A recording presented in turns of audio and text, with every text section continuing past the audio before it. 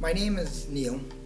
I worked for a large telecommunication company that's probably the 15th in the Fortune 500. I was a technician, part of the union for approximately about 7 years, and I was a lineman. And then I progressed from there. I continued to go back and receive an education and advance into management. I was considered a field manager and operations manager for the Southeast Mass district. So in 2004, I became a manager, and I began to witness other management, my peers, bullying the technicians in the local area in Brockton, Massachusetts. I started to witness individual torment, verbal abuse, in the sense of physical threats, removals of tools on vehicles, intentionally setting up the technician for failure. I was a part of district meetings where I would listen to directors and second levels, come up with strategies that would intentionally target the technicians as far as to destroy their careers. I witnessed them by seeing them taking the safe things off the vehicle and later on going out to that same technician or sending another manager out there to target them and find these things missing and continue to write up. I was in district meetings where I actually saw the bullying at the highest level, where there would be managers speaking in the front of at the district meeting and expressing how they, if they can't find things on these technicians, and what you do is you lie about it. Instead of the directors and everyone not accepting this as a norm, people would clap and accept this. It was an acceptable behavior. I was advised as a manager, if we didn't fire, suspend, and terminate individuals, then we lacked leadership. I saw things that were beyond recognizable. So those are the things that I began to see in workplace bullying. When I started to do this and bring it to people's attention, I was advised by management that my career would be blackballed. I would be over. My career would be done.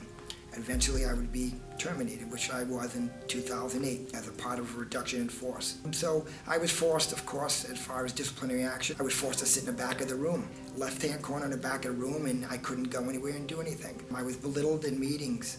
I was suppressed. I was targeted, and following bullying tactics, I began to see less bonuses and rewards. My pay was being withheld. I was given very, very minimized performance evaluations. I was asked to do the work of other Caucasian managers who were less experienced. We advised that I would be rewarded equally, and I was rewarded a lot less than that, half of the money, half of the bonuses, and very not nice performance evaluations. So I began to see my career as depleting.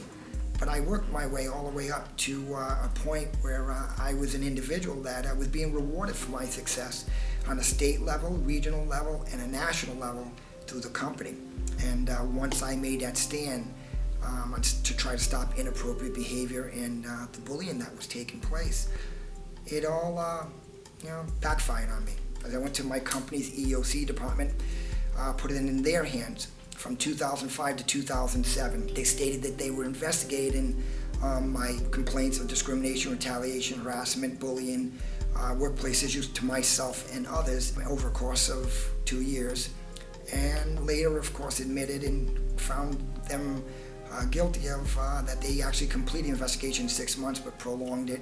Told me they prolonged it for 2 years. In 2007, I decided to go outside because I've tried everything I could, and I went to the Massachusetts Commission Against Discrimination, external resources to try to resolve this issue. So now that's going on. They decided to hold it in their hand for a course of 3 years. By them not resolving this issue in a course of 3 years, and in that process, I pulled it out in 2010, but I was terminated in 2008. I was a very outgoing, ongoing, positive individual, very positive, very focused about life, very determined what I needed to do to succeed. I loved my job, loved what I did. There was nothing better I could ever imagine possibly doing. And of course, a peaceful mind knowing I was able to take care of my family, pay my bills, provide them with great schooling and education, and succeed in a company that I felt that it was just opening up the door to me up until I decided to make a stand for immoral and unethical actions. The individuals that I managed would love to come in and work for me, and the reason why they did and we succeeded, we became the number one in that garage that I worked at when this all started. So that was a gain in productivity because the employees were coming in every single day working very hard. They worked for me because they enjoyed it, and they worked for the company. When an individual, an employee with a management union enjoys what they do, they give more to a company. They want to do more for a company. They want to do more for that manager. They enjoy coming in. When they come in and abuse and bullying tactics happen, whether it's a racial, non-racial, because bullying has nothing to do with race, sexuality, sexual preference, religion, or size, or color. It is poor management. I started to see myself deplete emotionally. I was losing sleep, having a hard time focusing, very stressed, very short-tempered individual, losing my drive, having a hard time getting up, didn't want to go to work, I'd call in sick, just couldn't make it through the day. I started to lose my energy. I was hospitalized a few times for anxiety, heart problems. I had something called an optical migraine. It's when you're overloaded with so much stress you cannot see. I lost my vision. I was hospitalized, and at one time I had to call out sick. I was home, and my boss came to my house and harassed me on my home, calling me pathetic, calling me all kinds of things on the phone. Later to find out that I did call in, did report that I wasn't coming in, and found out later in deposition that the individual came to my house really just to torment me. The emotional distress of my family's taken a toll. Financially, we went from making a really good income to our success every day is waking up. If we have $5 left in the account and we're not in a negative, our success has changed. To wake up every day and not be insufficient with your accounts, and even if I had 5 cents in the account, that's the success today. So the emotional toll has taken a lot. Going from paying your bills and being a respectable part of the community to being behind on town taxes, state taxes, regular bills every day. We live on cancellation notices, termination notices, trying our best to get by every single day. Just the other day, it's probably one of the closest, saddest things that happened emotionally was on my way to school, bringing my 12-year-old son, we pulled up to Dunkin' Donuts. I ordered a donut for him because we didn't have milk at home. I ordered him a donut so he can have something in the morning. And I went, ordered myself a coffee and him a donut. My debit didn't go through. I had to give him back the donut and a coffee. So that's how we live every day. I learned the term workplace bullying late 2011. Back in July of 2011, I was in Boston and sitting across the table with some attorneys from the company and the exterior attorneys that they hired.